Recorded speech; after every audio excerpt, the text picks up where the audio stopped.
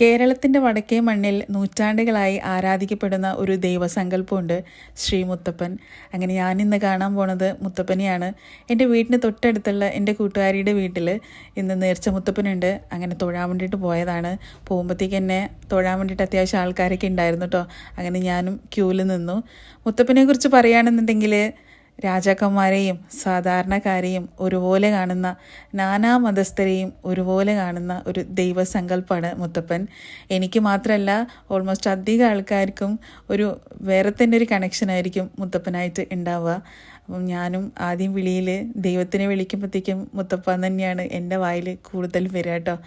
അങ്ങനെ ക്യൂവിൽ നിൽക്കുമ്പോഴത്തേക്കും ഒരുപാട് പേരുടെ സന്തോഷവും സങ്കടമൊക്കെ മുത്തപ്പൻ ഇങ്ങനെ നിന്ന് കേൾക്കുന്നത് കാണുമ്പോഴത്തേക്ക് തന്നെ മനസ്സിന് വേറെ തന്നെ ഒരു ഫീലാണ്.